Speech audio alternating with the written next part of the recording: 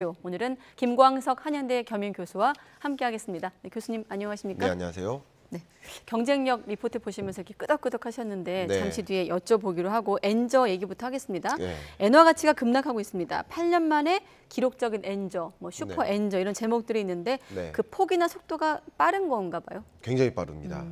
뭐 얼마 전에 1,000원대가 깨지더니 네. 이제 900원대까지 오다가 어제는 800원대까지 왔습니다. 897원을 기록을 했습니다. 네. 굉장히 빠른 속도로 떨어지고 있고요. 8년 만에 엔저라고 하는데 이것은 한국 돈 대비 엔저의 형식인데 유로화 대비로는 15년 만에 최저치입니다. 그러니까 엔화 가치가 급격히 떨어지고 있고 거의 사상 최대 수준으로 떨어진 상황이다. 이렇게 평가할 수 있겠습니다. 자, 그런데 지금의 엔저 현상 당연한가 아닌가 이런 분석도 있거든요. 왜냐하면 우리가 뭐 많이 말씀 나눴습니다. 미국발 금리 인상이 있었기 맞아요. 때문에 일본만 그런 게 아니잖아요. 그렇습니다. 그렇게 한번 맥락을 보면 어떻습니까? 정확하십니다. 제가 이 자리에 나와서 22년, 23년 동안에 이루어지는 모든 경제 현상을 이 세 단어로 요약할 수 있다라고 말씀드렸는데 그 세 단어가 물가, 금리, 시장입니다. 물가, 금리, 시장. 네, 예. 물가가 너무 치솟으니까 그 물가를 잡기 위해서 금리 인상을 단행했고요.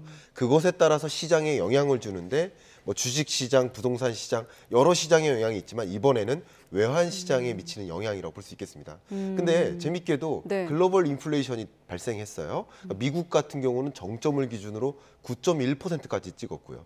유럽 같은 경우는 10%대, 우리나라는 6%대입니다. 근데 일본 경제는 좀 유독 특이하게 그동안에 워낙 저물가, 디플레이션, 또 잃어버린 30년을 경험하던 그런 나라였기 때문에 소위 마이너스 물가에서 물가가 상승했는데 그들이 바라던 물가에 오히려 진입한 거예요.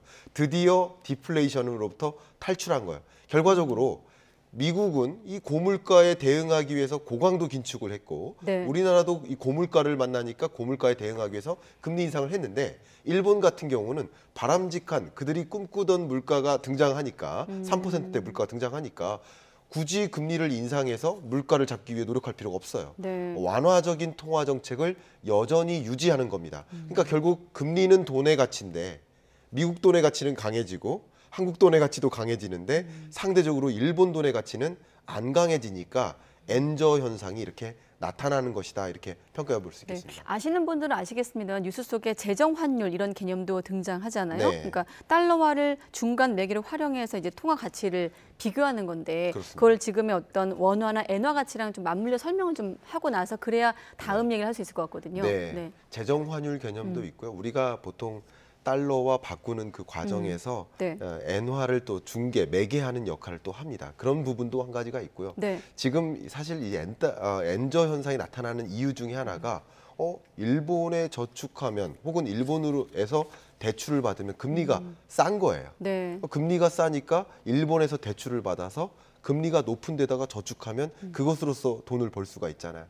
그래서 결국 일본으로부터 대출 받아서 다른 나라의 돈을 갖고 있다. 이게 엔캐리 트레이드라고 합니다. 그러니까 이런 현상들이 같이 맞물리면서 말씀하신 부분과 같이 맞물리면서 엔화 가치가 정말 급격히 떨어지고 있다 설명할 수 있겠습니다. 그러니까 말씀하신 대로 엔화가 떨어지니까 일본 증시에 투자하고 일본 부동산에 투자하면 되겠다는 생각은 단순한 생각일 수가 있잖아요. 그 또 반대 이면을 봐야 되는데 신중해야 되는 이유를 또 설명해 주시죠. 굉장히 신중해야 됩니다. 물론 지금 우리나라도 2020년, 21년에 막대한 유동성 잔치로 금리 인하로 주가가 대세 상승했거든요. 근데 그 주가는 우리가 돌이켜 보니까 버블이었다라고 생각할 수 있잖아요. 그러니까 일본 경제는 지금까지 그 완화적 통화 정책을 유지하다 보니 주가가 올라간 겁니다. 근데 이 주가가 앞으로도 계속 올라갈 거야라는 식으로 베팅하면 좀 문제가 있을 수 있지 않을까. 그래서 좀 주의하면서 투자 의사 결정을 하셨으면 좋겠다 생각합니다. 자, 그러면 큰 틀에서 지금 보면은 아까도 우리가 얘기했지만 미국발 금리 인상 이후 사실 원화도 그렇고 위안화도 그렇고 아시아 통화들이 강달러 속의 동반 약세를 보였거든요. 그럼 이 같은 엔저가 길어질까요? 어떻습니까? 뭐 어려운 질문이겠습니다만. 현재로서는 엔저 현상이 상당 부분 나타날 것이다 라고 볼 수밖에 없습니다. 왜냐하면 일본 중앙은행의 경우에는 상당 기간 완화적 통화 정책 기조를 유지하겠다라고 하고 있고 그리고 미국이나 유로존이나 그 밖에 다른 선진국들은 얼마든지 상방이 열려 있다. 추가적인 금리 인상이 가능하다라고 얘기하고 있기 때문에 네. 기본적으로 향후의 통화 정책 스탠스도 일본만큼 완화적인 스탠스를 갖고 있는 그런 나라가 없습니다. 그러니까 네. 엔저 현상이 뭐 다른 이변이 없는 한 엔저 현상이 상당 부분 그거보다 더 떨어질 것이다라는 것은 아니지만 네. 지금과 같은 엔저 현상이 상당 기간 유지될 수 있겠다라고 보는 것이 자, 좋겠습니다. 그럼 엔저를 중심에 놓고 하나는 생활 속에서 엔저를 바라보는 측면이 있을 것 같고 또 하나는 이제 무역 같은 수출 네. 어떤 관점에서 볼 필요가 있을 것 같은데 지금 당장 여행 갈 것도 아닌데 쌓아두시는 분들도 계실 것 같아요. 엔화를 네. 미리 좀 사두시는 분들을 위해서 네. 조언하신다면. 네, 굳이 뭐 저의 입장을 말씀드린다면 네, 네. 소신을 말씀드린다면 지금 엔화 가치는 뭐 충분히 싸다. 그러면 여행을 준비하시는 분들이라고 한다면 올해 여름에 뭐 8월에 9월에 일본 여행을 생각하신다 그러신다면 지금 뭐 엔화로 환전하시는 것도 좋은 방법일 수 있겠구나 네. 하는 생각을 하고 있습니다. 하지만 신중해야 된다는 신중론 그렇습니다. 측에서 본다면 어떤 변수가 있습니까? 신중해야 된다는 것은 일본의 엔화 가치가 언제까지 지금 낮은 수준을 유지할 수도 있고 더 추가적인 하락이 있을 수 있습니다. 네. 그러니까 일본의 원화 대비 엔화 환율 자체가 장기적으로 이 평균선을 크게 밑도는 건 사실이지만 네. 언제든지 올라갈 수 있고 추가적으로 더 떨어질 수도 있기 때문에 네. 그것은 좀 신중한 판단을 하셨으면 좋겠다 의견드립니다. 말씀하신 대로 당장 여행 갈 때는 좀 반갑게 귀가 솔깃합니다만 엔저라는 게 수출하는 기업들 입장에선 좀 애가 타는 대목 아니겠습니까? 네. 그런 부분에서 본다면 어떻습니까? 이 부분 좀 주목하겠습니다. 일단 일본이라는 나라는 우리나라와 경쟁하는 나라예요. 일단 대세계 자동차. 수출이라 네. 자동차, 철강, 조선 대부분. 그러니까 우리나라 이런 것을 이제 좀 어려운 표현이지만 네. 경제학에서는 수출 경합도가 높다라고 표현합니다. 수출 경합도. 예, 그러니까 말 그대로 경쟁하는 상품을 똑같은 상품을 우리는 수출하는 나라들인 거예요. 그러니까 두 나라가 경쟁하는데 일본의 엔저 현상이 이렇게 이미부터 발생했고 장기간 지속될 거라고 한다면 일본의 가격 경쟁력이 높아진다라고 볼 수 있어요. 네. 대세계 시장이라는 관점에서 그런 관점에서 우리나라의 수출 경쟁력이 떨어질 수 있고 같은 조건의 제품이나 같은 브랜드나 같은 기술 수준이라 하더라도 가격 경쟁력이 훨씬 높은 일본 품목들이 더 수출에 유리하게 작용할 수 있기 때문에 우리로서는 지금 그렇지 않아도 무역 적자 15개월 연속이고요. 그리고 이번 6월 달도 좀 심상치가 않습니다. 네. 6월 1일부터 10일까지의 무역 적자도 마이너스입니다. 역시 적자예요. 그러니까 이 무역 적자로부터 해소되는데 걸림돌로 작용할 수 있기 때문에 엔저가 우리 경제에 상당한 걸림돌로 회복의 걸림돌로 작용할 소지가 있겠다 이런 생각을 해봅니다. 그럼 어떻게 방어해야 될까요? 사실 가격도 있습니다만 뭐 네. 품질, 기술 이런 측면에서 볼 수도 있잖아요. 네. 경쟁력을 말할 때. 네, 그렇습니다. 일단 기본적으로 가격 경쟁력은 이제 환율을 우리가 직접 조작할 수 있는 성격이 아니기 때문에 품질 경쟁력, 네. 가격 경쟁력 외에 나머지 기술적 경쟁력 이런 것을 많이 확보하는 것이 좋겠고 특히 이런 엔저 현상 속에서 우리나라가 가져올 수 있는 여러 가지 원자재를 안정적으로 수급받음으로써 비용 효율성을 높일 수 있는 이런 전략 그리고 신시장을 적극적으로 개척해야 됩니다. 왜냐하면 글로벌 경제가 23년보다 24년이 좋습니다. 네. 그리고 23년 한 해 중에서도 23년 상반기보다 하반기가 좋습니다. 그래도 저점, 바닥이라고 한다면 바로 지금이에요. 그러면 먼저 회복되는 그런 신흥개도국들이 있거든요. 이런 나라들을 먼저 선점해서 신흥 시장을 좀 먼저 확보하는 그런 전략들이 좀 필요하지 않을까. 그 어느 때보다도 신중하고 예민한 그런 대응이 필요한 시점이겠다 생각합니다. 근데 그런 것들이 다 쌓여서 어떤 한 나라의 경쟁력을 말할 텐데 마침 네. 아까 저희가 보도했다시피 국가 경쟁의 순위가 발표됐고 네. 우리가 한 단계 내려갔더라고요. 28위? 맞습니다. 어떻게 좀 해석할 수 있을까요? 좀 재밌는 것 하나는 우리나라가 27위에서 28위로 내려갔는데 네. 32위에서 27위로 올라간 우리나라와 역정한 나라 중에 하나가 27위가 말레이시아예요. 말레이시아. 아마도 지금 이 순간에 말레이시아의 이 뉴스에는 굉장히 좋은 한국을 이겼다 이런 보도가 쏟아지지 않을까 하는 생각을 저는 개인적으로 합니다. 네. 근데 여기서 좀 우리가 주목해야 될 것은 어쨌든 우리의 순위가 떨어졌다. 자, 그러면 우리가 이건 소위 말하는 공신력 있는 기관으로부터의 평가거든요. 네. 이 평가를 받았을 때 우리는 다음은 어떻게 할까를 고민해야 되거든요. 마치 이런 겁니다. 한 학생이 성적을 받았는데 성적이 떨어졌어요.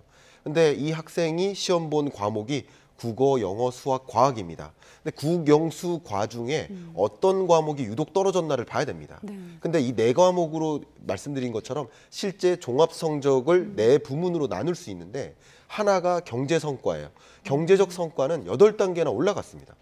그리고 나머지 기업 효율성도 유지됐고요. 인프라 같은 경우도 유지됐습니다. 그러니까 재밌게도 나머지 과목은 유지됐거나 껑충 뛰었는데 종합 성적이 떨어졌다는 얘기는 제가 지금 국영수과 중에 네. 과학이라는 성적이 크게 떨어졌다는 거예요. 그 과학이 바로 정부 효율성이에요. 그러니까 기업도 잘했고 우리 사회 인프라도 괜찮아졌고 경제적 성과도 놀라우리만큼 이런 어려운 국면에 잘 이겨냈는데 네. 정부 효율성이 떨어졌다라는 것은 우리가 주목하지 않을 수가 없습니다. 그 정부 효율성을 구성하는 여러 그 세부 항목들이 있는데 네. 그중에 재정 여건이 매우 부진해졌고요. 또 조세 정책이나 제도적 여건, 또 한 가지가 기업 경영 여건마저 안 좋아졌다라고 평가를 하고 있습니다. 그러니까 결과적으로 우리 이런 성적을 받아들고 반성하는 노력도 해야 되겠고요. 네. 앞으로 우리가 어떤 부분을 채워나가면서 또 보다 나은 경쟁력을 갖출지를 고민해야 되는 그런 어떤 성적표가 아닐까 생각을 하고 있습니다. 아까 조세 정책 얘기도 리포트 안에 그렇습니다. 있었고요. 5년간 맞습니다. 9단계 뒷걸음질 쳤다.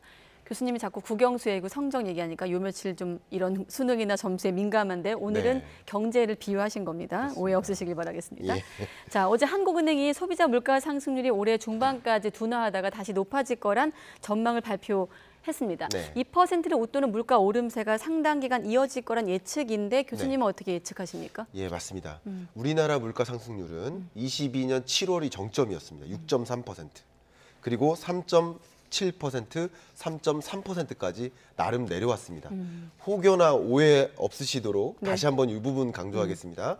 물가 상승률이 3.3%로 떨어진 것이지 네. 여전히 물가는 3.3%씩이나 우리가 안정적으로 생각하는 게 2%거든요. 네. 여전히 3.3%씩이나 전년에 비해서 물가가 오르고 있다 생각해 주시면 좋겠습니다. 네. 자, 그리고 물가 상승률이 6.3에서 3.3%까지 나름 떨어지고 있는 구간입니다. 이런 것을 디스인플레이션의 시대라고 할 수 있습니다. 인플레이션의 정도가 약화되고 있다. 근데 제가 지금부터 말씀드리고자 하는 것은 물가 상승률은 3.3%까지는 상당히 쉽게 떨어졌다고 비유할 수 있겠는데 네. 3.3%에서 2%까지 목표하는 물가까지는 여정이 좀 길게 남아 있다라고 해석할 수 있어요. 왜냐하면 이 물가를 계산할 때 소비자의 소비 품목이 있습니다. 우리 소비 품목을 460여 가지로 구분합니다. 네. 그중에 식료품 부문이 있고요. 그다음 에너지 부문이 있어요. 그 두 가지 부문은 유독 급등락이 심하죠. 변동이 심합니다. 아마도 안타깝게도 올해 여름에 장마가 길어지면 또 농산물 수확량이 부족해서 식료품 물가 또 오를 겁니다. 네. 이게 급등락이 심해요. 근데 두 가지를 제외한 그 품목을 우리는 근원 물가라고 합니다.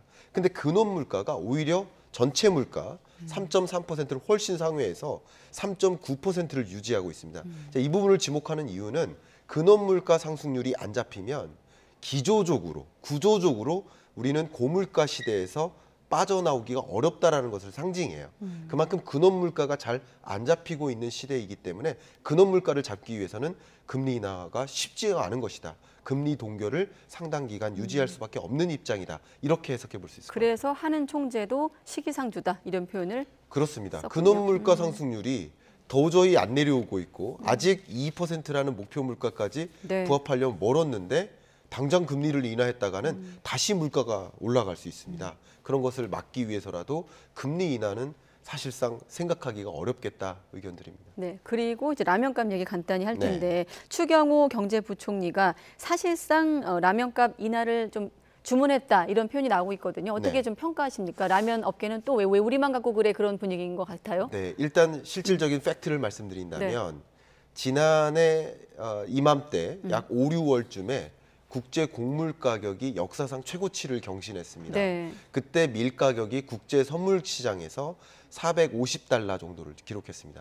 지금은 300달러까지 내려왔습니다. 네. 그러니까 곡물 가격이 이만큼 떨어졌으면 그러면 이제 라면 가격 이렇게 안 올려도 되는 거 아니냐 하는 생각인 거고요. 네. 업계에서는 그러나 그 곡물을 비쌀 때 산 것이 지금 제조되고 유통되는 과정이기 때문에 그렇다고 가격을 내릴 수 없다라는 양쪽의 상반된 입장이라고 볼 수 있겠습니다. 그 실제 말씀하신 국제 밀값이 실제 수입가에 반영되기까지 한 3개월에서 그렇습니다. 6개월 걸린다는 게 이제 업계 측의 설명인데 맞습니다. 그걸 부총리가 몰랐을 리 없었을 텐데 그래도 예. 그런 발언을 한 배경을 해석해 본다면 어떤 그것은 의미인가요? 굳이 따지면 물가를 통제하기 위한 구두 개입이다라고 저는 평가하고 싶습니다. 아. 왜냐하면 구두 개입을 함으로써 네. 라면 가격뿐만 아니라 각 식료품 기업들, 그밖에 많은 서비스 기업들이 궁극적으로 가격을 통제의 대상으로 작용될 수 있기 때문에 가격을 이제 눈치 보여서 못 올리는 거예요. 그렇게 어느 정도 통제하려고 목표하는 것이기 때문에 이거는 어떻게 보면 자본주의 시대에 네. 이 시장의 어떤 체계에 맞지 않는 것이다라고 생각하는 측면도 있고 네. 또 정부로서는 그렇게 해서라도 물가를 통제하려고 노력하는 것이다. 양쪽의 상반된 입장이 좀 맞부딪히는 상황이라고 좀 해석해 볼 수 있겠습니다. 네, 알겠습니다. 경제 이슈 오늘은 김광석 한양대 겸임 교수와 함께했습니다. 교수님 고맙습니다. 감사합니다. 네.